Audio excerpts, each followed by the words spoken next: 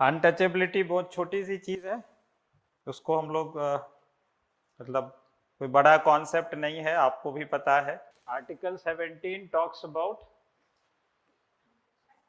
Untouchability, अस्पृश्यता,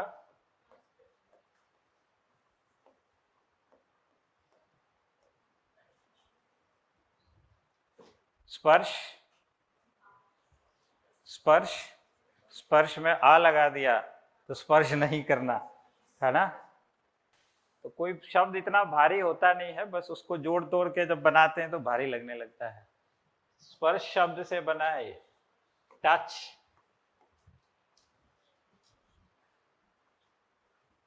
अस्पृश्यता, untouchability.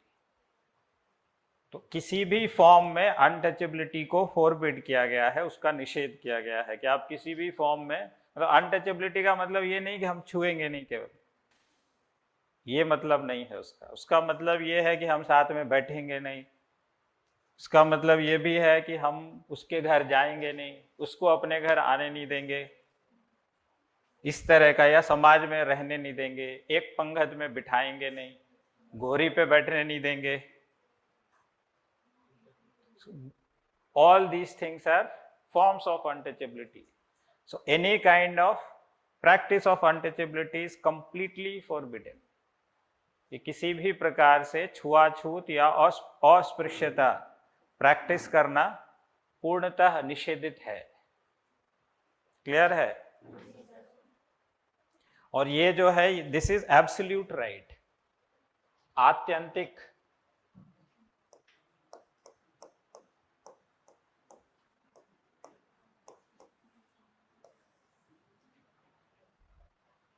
Absolute. मतलब क्या कहूँ मैं इसको, शब्द हिंदी में थोड़े कठिन लगते हैं, उतने कठिन होते नहीं है। एब्सोल्यूट समझते हैं ना, कि जिसको मतलब जो है उसको आप समाप्त नहीं कर सकते, and all the time it is available for you. इसका कोई एक्सेप्शन नहीं है, there is no exception to this article कि हाँ इस कंडीशन में आप अनटचेबिलिटी प्रैक्टिस कर सकते हो। There is no such thing. इसको कभी भी समाप्त नहीं किया जा सकता है कि गवर्नमेंट ने कोई कानून बना के समाप्त कर दिया। गवर्नमेंट को इसमें कानून बनाने का अधिकार है सिर्फ इसलिए कि यदि कोई अस्पृश्यता प्रैक्टिस करेगा तो उसको सजा क्या दी जाएगी। ठीक है, तो ये अपने आप में सजा का प्रावधान इस आर्टिकल में नहीं दिया हुआ है। आर्टिकल ये कहती है कि पार्लियामेंट के पास शक्ति है कि वो कानून बना के इसका रेगुलेशन कर सके कि इसमें इस प्रकार का यदि कृत्य किया जाता है तो उसमें संबंधित व्यक्ति को क्या पनिशमेंट मिलेगी। तो इसके लिए अनुच्छेद 35 के तहत आर्टिकल 35 में ये प्रोविजन किया हुआ है। Under article 35 the parliament enjoys the power to provide by law punishment for the practice of untouchability. कि अनुच्छेद 35 के तहत संसद को यह अधिकार है कि वह सम्यक रूप से पारित, सम्यक शब्द समझते हैं, the way it should be, due process जो कहते हैं, विथ ड्यू प्रोसेस, जिस तरीके से विधि पारित किया जाना चाहिए उस तरीके से पारित विधि के द्वारा अस्पृश्यता का पालन करने वाले व्यक्ति के विरुद्ध सजा का निर्धारण कर सके। इसके लिए कानून बनाए गए। पहले 1955 में एक अस्पृश्यता अपराध अधिनियम, अनटचेबिलिटी ऑफेंसेस एक्ट, अस्पृश्यता अपराध अधिनियम 1955, अनटचेबिलिटी ऑफेंसेस एक्ट।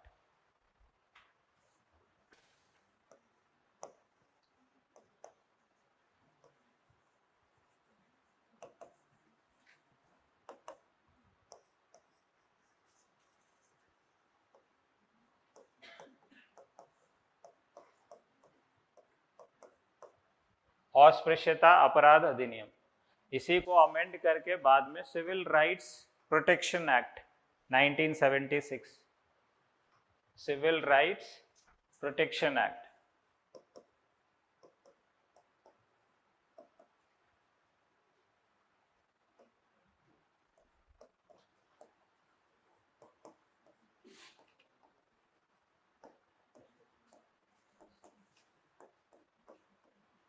1976।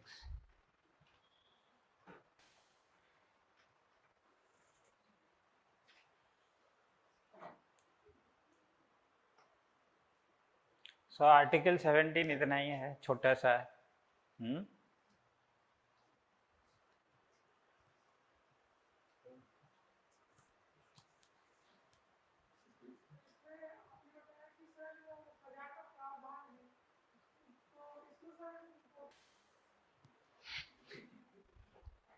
समाप्त तो कर दिया किताब में, कॉन्स्टिट्यूशन में तो समाप्त कर दिया, एंड आपके दिमाग से कैसे समाप्त करेंगे? सजा के डर से ही तो समाप्त होगा। अगर खुला छोड़ दिया जाए तो हम लोग क्या क्या करेंगे, ये तो आप समझ सकते हो।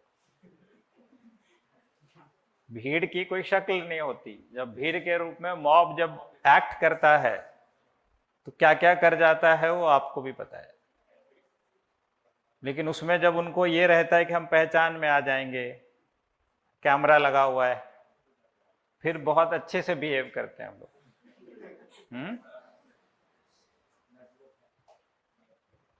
तो दिखावा नहीं करना है। तो आपके प्रश्न का उत्तर बस यही है, सजा का प्रावधान एक्ट इसीलिए बनाया जाता है कि लिखे हुए चीजों को मनवाया जा सके। अगर आप मान नहीं रहे होगे तो पकड़ के फिर जेल में डाला जाएगा कि चलो जेल में रहो। फिर वहां खुद से आप अनटचेबिलिटी करना, अकेले रहोगे एक सेल में।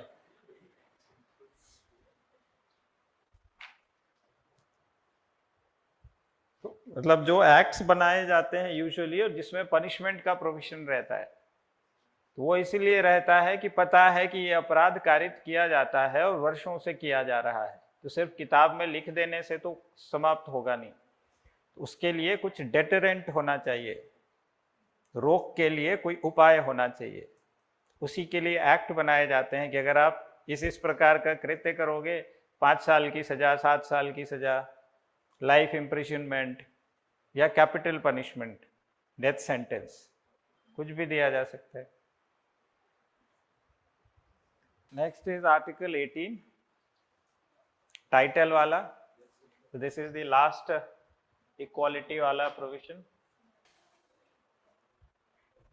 तो ये राज्य को 18 क्लॉज 1, 18 क्लॉज 1 जो है ये स्टेट को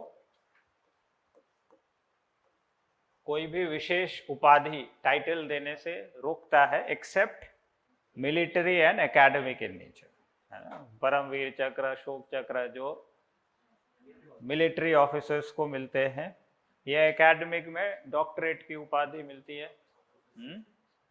और भी चीजें मिलती होंगी, डीलिट और जो भी आपको डिग्री वगैरह मिल जाती है, तो वो एकेडमिक इन नेचर समझ लीजिए। और ये सिर्फ स्टेट को प्रोहिबिट करता है, इंडिविजुअल को नहीं करता है। इसका भी दो पार्ट मान लीजिए, एक स्टेट है, एक प्राइवेट इंडिविजुअल होगा, प्राइवेट इंडिविजुअल या ऑर्गेनाइजेशन।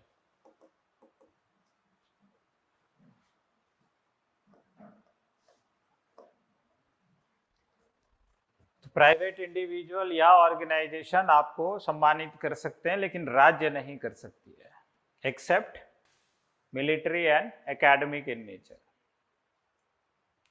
टाइटल को इसमें डिफाइन नहीं किया गया है आर्टिकल में, लेकिन इसको आप recognition conferred by the state which creates artificial social hierarchy, यानी यहाँ जिस टाइटल की बात की जा रही है वैसे उपाधि की बात की जा रही है जो राज्य के द्वारा आपके ऊपर कन्फर की गई हो, आपको दी गई हो, और जिसके कारण समाज में हायरार्की या पदानुक्रम विकसित हो जाए, कि कोई ऊपर लगे कोई नीचे हो जाए, कि आप ऊपर हो गए तो दूसरे वाला स्वयमेव नीचे हो गया एक तरीके से। तो ऐसी कोई उपाधि राज्य किसी व्यक्ति को नहीं देगी जिससे समाज में भेदभाव की स्थिति, पदानुक्रम की स्थिति उत्पन्न हो। हायरार्की समझते हैं ना आप लोग? तो पदानुक्रम, कोर्ट में हायरार्की का मतलब there is a supreme court, there is high court, there is subordinate court, that is the hierarchy of the court. तो वैसे ही समाज में ऐसा नहीं है कि कोई राय बहादुर है, कोई उसके नीचे कोई और बहादुर है, कोई उसके नीचे कोई ऐसा। इस तरह का कोई भी पदानुक्रम क्रिएट नहीं किया जाएगा। That is the mandate of article 18 clause 1। अब इसमें बात ये आएगी कि जो नेशनल अवार्ड्स हैं, चाहे वो भारत रत्न हो, पद्म विभूषण, पद्म भूषण या पद्मश्री, तो जो पद्मा अवार्ड है, even Bharat Ratna is Padma type of Padma award, it is the highest civilian award. तो ये जो नेशनल अवार्ड्स दिए जाते हैं, वेदर दैट इज कॉन्स्टिट्यूशनल और नॉट, इस पे केस हुए होंगे। तो पद्मा अवार्ड का नाम आपने सीख ही लिया। ये प्रेसिडेंशियल ऑर्डर से 1954 में स्टैब्लिश किए गए थे। In 1954, by means of presidential order, national awards were constituted. 4 types of national awards: Padma Shri, Padma Bhushan, Padma Vibhushan and Bharat Ratna. हर साल रिपब्लिक डे की ईव पे दिया जाता है। And can be conferred on foreigners as well, विदेशियों को भी दिया जा सकता है और पोस्थुमसली यानी मरणोपरांत भी दिया जा सकता है। ये सिर्फ मतलब इसका इस आर्टिकल से कोई लेना देना नहीं है, but just for the sake of knowing कि कभी इसी पे कुछ शॉर्ट नोट 100 वर्ड का लिखना हो तो at least you should have 3-4 points to write. कि 3-4 पॉइंट रहेगा तो 50-100 वर्ड लिख ले जाओगे। कुछ उदाहरण दे दे के भी लिख दे सकते हैं।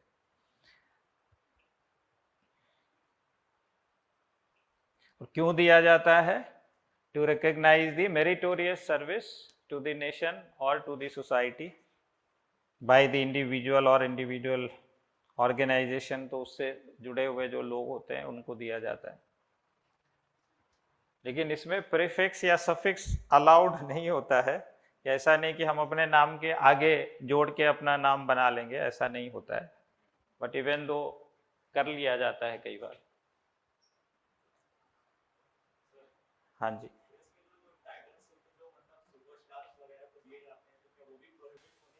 सुपरस्टार्स को कौन सा टाइटल दिया जाता है? वो तो आप देते हैं ना, हम और आप देते हैं। प्राइवेट इंडिविजुअल तो दे ही सकते हैं ना। सुपरस्टार कोई लिखते हैं, कोई स्टार लिखते हैं, कोई रॉकिंग स्टार लिखते हैं, तो उससे कोई फर्क नहीं पड़ता है।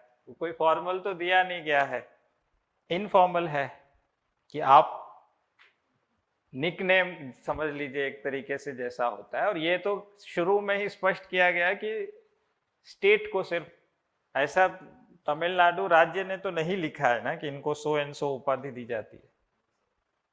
स्टार है, उनके फैंस हैं, जो मन है वो लिखो है। It should not be offensive, मतलब जो रीजनेबल रेस्ट्रिक्शंस हैं उसके अंदर जो नाम देना है दे दीजिए, डिफेम ना करने वाला नाम हो। ऐसा कोई काम ना करे जिससे डिफेमेशन हो जाए। सिंपल चीजें हैं, बहुत ज्यादा दिमाग लगाने की जरूरत नहीं। आपको खुद सोचना चाहिए कि अच्छा किसने, अगर मान लीजिए उसको उपाधि एक बार मान भी लें तो सरकार ने तो दी नहीं, राज्य ने दी नहीं, तो प्राइवेट इंडिविजुअल दे ही सकता है। So by the common sense this question should not arise in the mind if we are careful in listening कि क्या कहा जा रहा है आगे, तो इस तरह के प्रश्न आएंगे नहीं माइंड में।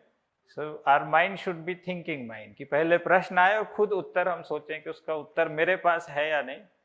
नहीं समझ में आ रहा है, डेफिनेटली यू शुड आस्क। मैं ऐसा बिल्कुल नहीं कह रहा हूं कि ये प्रश्न नहीं पूछना चाहिए, लेकिन प्रश्न पूछते हुए पहले एक बार खुद से पूछ लेना चाहिए कि ये प्रश्न बनता है या नहीं बनता, वेदर दिस इज रेलेवेंट और not, whether this has already been said और नॉट।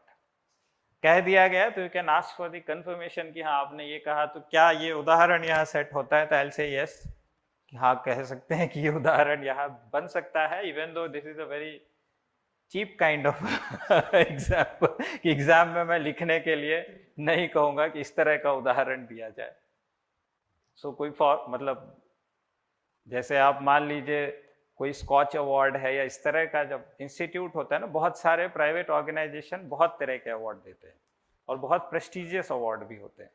तो उदाहरण जब हम इस तरह के एग्जाम के लिए या इस सेटिंग में जब लिखना चाहेंगे, it should not come from very informal setting. सोचा आपने बिल्कुल सही लेकिन एग्जाम में लिखने लायक ये उदाहरण नहीं है। Just for the sake of understanding the concept, याद रह जाए कॉन्सेप्ट, उसके लिए ठीक है कि आपको हमेशा याद रहेगा कि अच्छा ये पॉइंट यहां से हमने निकाल लिया, लेकिन एग्जाम में लिखने के हिसाब से this is not a suitable example, even though this is an example. तो Balaji Raghavan versus Union of India case 1996।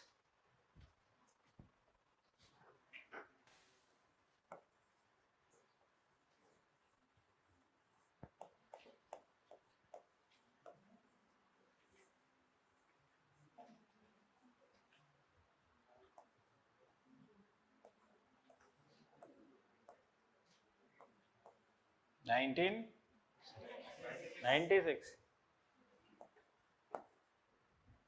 इसमें सुप्रीम कोर्ट ने नेशनल अवार्ड्स को कॉन्स्टिट्यूशनल और वैलिड करार दिया कि हाँ ये कॉन्स्टिट्यूशनल है।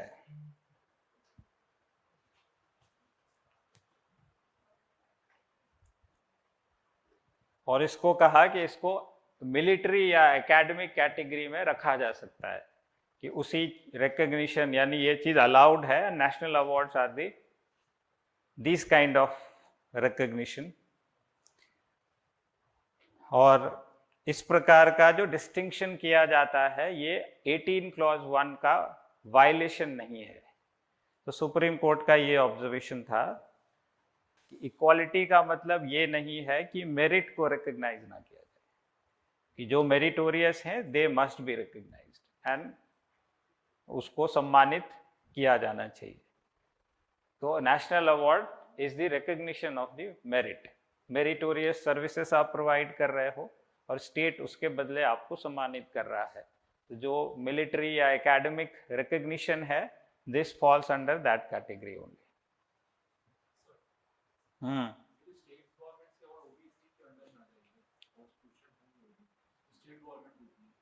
हाँ,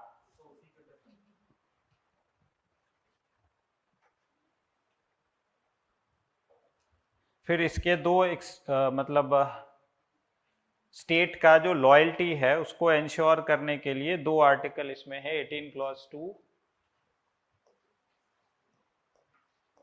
एंड 18 क्लॉज 3।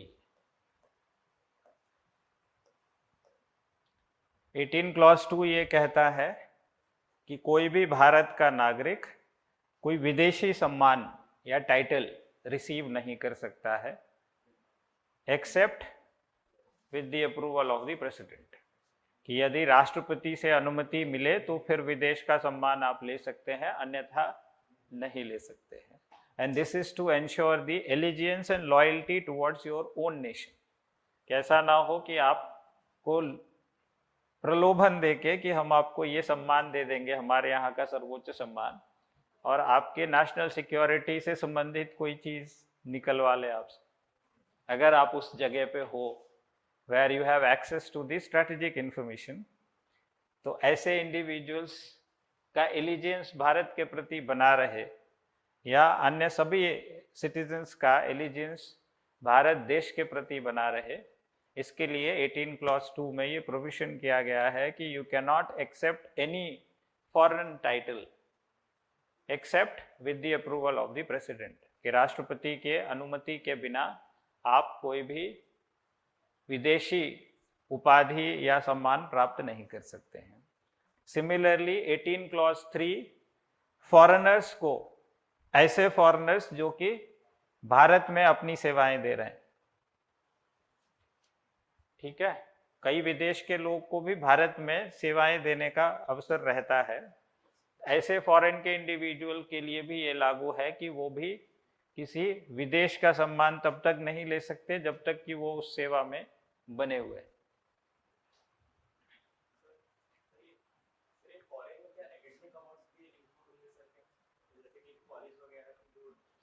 नहीं, अब पढ़ने गए, पढ़ने के बदले डिग्री मिली उसका तो वो तो प्रॉपर प्रोसीजर फॉलो करके आप जाते हो, and government is knowing that you are studying in foreign country, foreign university, so it does not come under that category. So 18 clause 4 में प्रेसिडेंट ऑफ इंडिया की परमिशन दी हुई है कि 18 क्लॉज 4 की तहत you can apply for the permission and after getting the due permission you can accept foreign titles and awards. तो जैसे कोई इंडियन अगर बाहर सर्विस दे रहा है और उसको उस फील्ड में या उस नेशन के लिए कुछ अच्छा काम किया दूसरे देश के लिए और उसको देश का सम्मान मिल जाए तो फिर वो ले सकते हैं। अगर भारत के नागरिक हैं तो भारत के राष्ट्रपति से परमिशन लेनी पड़ेगी, या भारत की नागरिकता यदि छोड़ चुके हैं, उस देश के नागरिक हो गए हैं तो ले सकते हैं। इवन दो अगर ले भी लिया तो इसके लिए कोई सजा का प्रावधान नहीं किया है ना। ये माना जाता है कोई ऐसा करेगा नहीं, करेगा तो उसको नोटिस सजा की देने की जरूरत नहीं है, रेनंसिएट कर देंगे खुद ही। तो उनसे पूछा जाएगा कि भाई आपने परमिशन ली थी, नहीं है तो ससम्मान वो लौटा देंगे अपना अवार्ड की गलती हो गई, but there is no punishment for that even though by law it can be provided कि अगर लॉ में बना देंगे कि हाँ इस तरह का कोई काम करेगा तो ये पनिशमेंट मिलेगी उसको, लेकिन अभी तक इसके लिए कोई लॉ नहीं बनाया गया। सो 18 में अगर कोई वायलेशन इन क्लॉजेस का हो भी गया तो there is no punishment that has been provided by any act made by the parliament or the state government.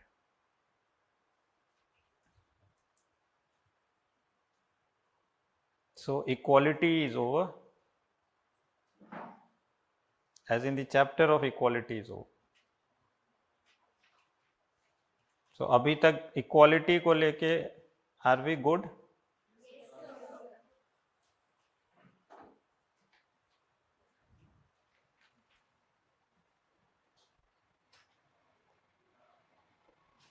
हर एक में आर्टिकल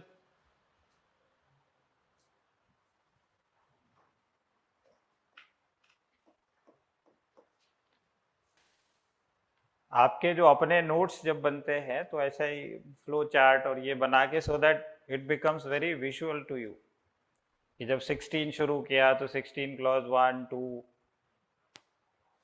मतलब कहाँ से मेन क्लॉज है, कहाँ से एक्सेप्शन शुरू हो गया, फिर एक्सेप्शन लिखा, फिर एक्सेप्शन में पार्ट डाल दिए, फिर वहाँ नीचे हिंट डाल दिया कि ये जैसे 15 क्लॉज में भी 3 उसमें शायद चिल्ड्रन एंड विमेन वाला स्पेशल क्लॉज है तो वहाँ नीचे विमेन एंड चिल्ड्रन लिख दिया। ऐसा बना लोगे एक फ्लो अपने लिए तो एक बेसिक कॉन्सेप्ट, होलिस्टिक कॉन्सेप्ट आपके माइंड में रहेगा। इक्वालिटी बना लिया, इक्वालिटी में 14 15 16 17 18 लिख दिया, ध्यान रहा है कि हाँ 14 15 16 17 18, 14 के नीचे वो 2 टर्म लिख दिए, equality before law, equal protection of the law.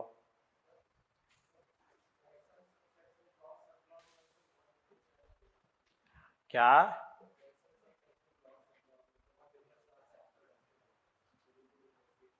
थोड़ा जोर से बोलना पड़ेगा। Section, sub section, clause, sub clause, इसके बाद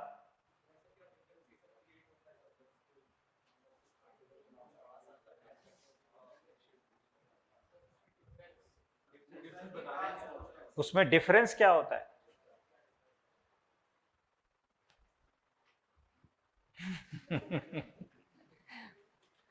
मतलब ये सब जेनेरिक प्रश्न आप पूछते हो। जैसे आप किताब पढ़ते हो तो किताब का एक चैप्टर होता है ना? चैप्टर में एक हेडिंग होती है, मेन हेडिंग, सबसे ऊपर लिखा होगा कि ये 1 नंबर चैप्टर, ये हेडिंग है। उसके अंदर देखेंगे तो फिर लिखा होगा इंट्रोडक्शन, फिर लिखा होगा नेचर, फिर लिखा होगा स्कोप, दीज आर सब हेडिंग। अब नेचर के अंदर 4 पॉइंट लिखे हैं, 1 2 3 4, सब हेडिंग के अंदर मान लीजिए कि वो और बाइफर्केशन है। Similarly our constitution is very systematic document, तो चैप्टर बाय चैप्टर यानी पार्ट बाय पार्ट 1 2 3 4 से लेके 22 तक पार्ट दिए हुए हैं। हर पार्ट के अंदर आर्टिकल्स दिए हुए हैं 1 2 3 4 से लेके 395 तक। हाँ जी, व्हाट? नहीं, शेड्यूल अलग है। शेड्यूल एनेक्चर जैसा मान लीजिए कि अलग से आफ्टर पार्ट्स लास्ट में मे भी शेड्यूल आपको मिलेगा एनेक्चर के रूप में, जो पीछे से जोड़ा हुआ है। शेड्यूल 1 2 3 4 से लेके कितने तक है? 12 तक। तो शेड्यूल 1 to 12 पार्ट 1, फिर उसके अंदर कितने आर्टिकल हैं, फिर आर्टिकल के अंदर क्लॉजेस कितने हैं, क्लॉजेस हर क्लॉज में सब क्लॉज कितना है। तो वैसे कंप्यूटर कर किया है कभी वर्ड और वो, हाँ ऐसा देखा है ना कि उसमें लिखा रहता है ऐसा, पहले 1 वाला रहेगा, बुलेट्स जो बुलेट्स नहीं नंबर्स, इसके बाद देखेंगे कि यहाँ पे दिया रहेगा ऐसा करके इसके साथ कि ये डालना है क्या। सो अगर ये पार्ट हो गया मान लीजिए तो ये आर्टिकल हो गया। इसके अंदर फिर में भी दिया रहेगा कि ABCD तो नहीं करनी आपको, तो ये आपके क्लॉजेस हो गए। क्लॉजेस के अंदर फिर अगर 1 2 3 की बात कर रहे हैं, ये सब क्लॉजेस हो गए। इससे नीचे तो शायद जाता भी नहीं है। हाँ, so it is just a systematization of the information कि पार्ट के अंदर कितने चीजें आ रही हैं, जो अभी मैंने बताया आपको कि आर्टिकल है जैसे, तो आर्टिकल का ओवरऑल चैप्टर आपका हो गया इक्वालिटी का चैप्टर मान लीजिए, क्लासिफिकेशन। इक्वालिटी के अंदर 14, 15, 16, 17, 18। अब 14 में भी 14 1, 14 2, फिर 15 में 15 1 2 3 4 5 6, फिर 16 में 16 1 2 3 4 5 जो भी है, A B 4 के बाद 4ABCD करके दिया हुआ है। 4 के साथ यदि कैपिटल जुड़ा हुआ है ऐसा, 4 के साथ A 4B 4C, so these all are articles only, these are not clauses। लेकिन यदि ऐसा लिखा हुआ है so this is clause, इसके बाद यदि मान लीजिए ऐसा लिखा हुआ है this is सब clause, article 4 clause A सब clause 1, तो बाइफर्केशन है।